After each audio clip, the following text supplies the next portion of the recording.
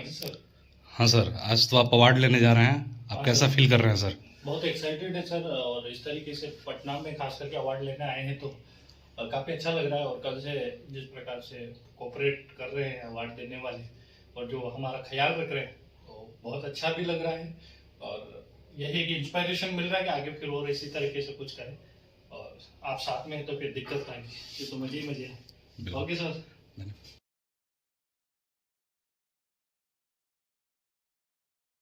शर्मा है, मैं मध्य प्रदेश के नीमच का रहने वाला हूँ। मैंने कुछ वर्षों तक आर्मी में कार्य किया है। उसके बाद मैंने आर्मी में कार्य करने के बाद शिक्षा को खास करके मेरे दिल दिमाग में बसाया।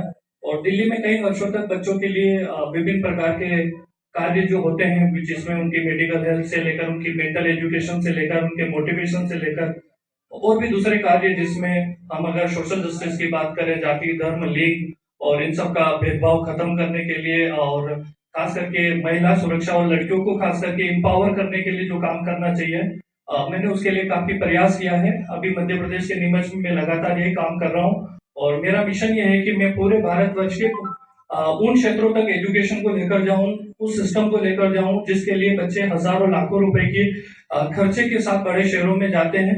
यानी कि मैं तो मध्य प्रदेश से हूँ मैं, लेकिन मेरा एक एक्सपीरियंस रहा कि मैं जब दिल्ली में था उसी समय बिहार के जहानापुर के एक मेरे साथी थे, तो उन्होंने मुझे बताया था कि मेरे पापा पोस्ट मास्टर हैं।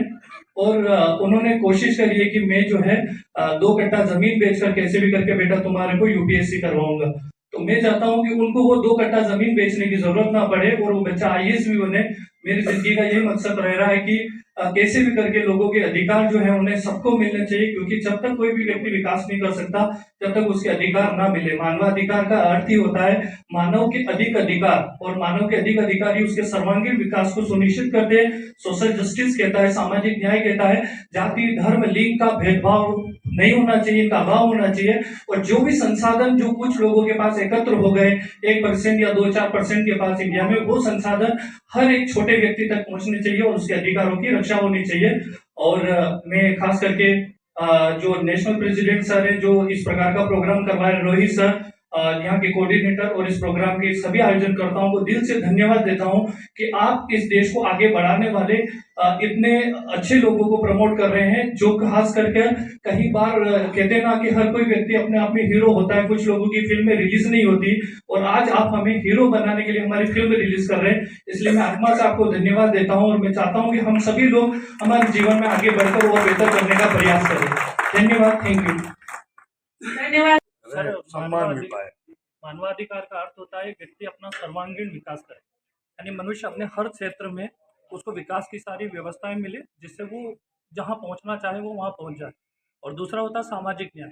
सोशल जस्टिस का मीनिंग होता है कि जाति धर्म लिंग सभी का भेदभाव अभाव होना चाहिए पूरे राष्ट्र में, और जितने भी संसाधन है रिसोर्स हैं ये सभी लोगों तक पहुँचने चाहिए। तो ये जो प्लेटफॉर्म है सामाजिक न्याय और मानवाधिकार मंच, ये खास करके हमारे जैसे लोग जो ऐसा काम करते हैं, जब उन्हें प्रमोट करता है तो इससे कहीं ना कहीं एक नई ऊर्जा मिलती है। और आज मानवाधिकार दिवस भी है, अतः मैं ये कहना चाहूँगा कि राष्ट्र में नहीं पूरे विश्व में सभी मनुष्यों के अधिकारों की रक्षा के लिए लगातार प्रयास होने चाहिए। और जब तक लोगों के अधिकारों की रक्षा होगी तभी तक हम जो है राष्ट्र में सुरक्षित भी महसूस करेंगे, और सभी जो भाईचारे के साथ आगे बढ़ने की हमारी संभावनाएं और प्रबल होगी।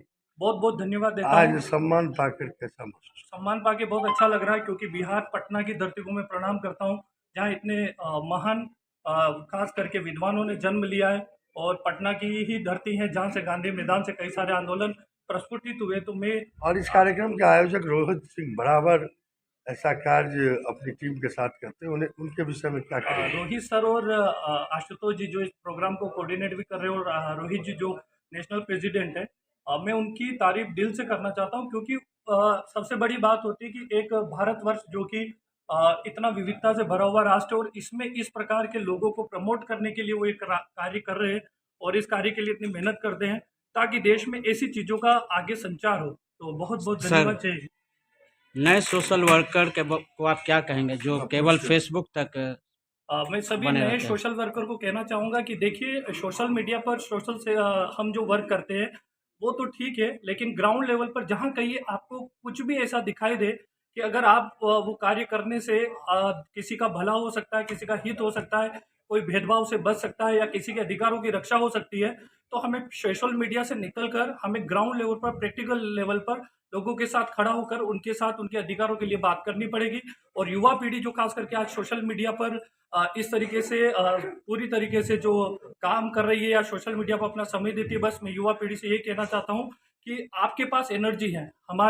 हम वर्कशील यानी हम कार्यशील जनसंख्या के पार्ट होते हैं। 14 से 60 साल का व्यक्ति होता है, वो कुछ कर सकता है और हमारे करने के लिए हमारा राष्ट्र भी है, हम खुद भी है और हमें हमारे स्वयं के लिए तो कुछ बेहतर करना ही है, लेकिन अपने राष्ट्र और अपने जो खास करके वृद्ध, बच्चे, महिलाएं और जो वंचित लोग हैं, जो कमजोर वर्ग है, उनके हित में हमें हमेशा आवाज उठानी है और साथ में खड़ा होकर उन अधिकारों की रक्षा के लिए प्रयास करना है। Thank you. जय हिंद, जय भारत। Thank you. है आज के दिन वो ऊर्जा का सबसे महत्वपूर्ण स्रोत है। तो ऊर्जा संचालित होती है आपकी तालियों के माध्यम से। ऊर्जा संचालित करते रहे, तालियां बजाते रहे, प्रोत्साहन देते रहे इन सभी को, क्योंकि ये सभी आपके ही बंधु हैं और समाज को एक नेक दिशा में ले जाने की ओर प्रयत्नशील हैं। और इसीलिए ये आप सभी के तालियों के सही मायने में अधिकारी हैं, हकदार हैं। बहुत बहुत बधाई सर, आपको बहुत बहुत शुभकामनाएं।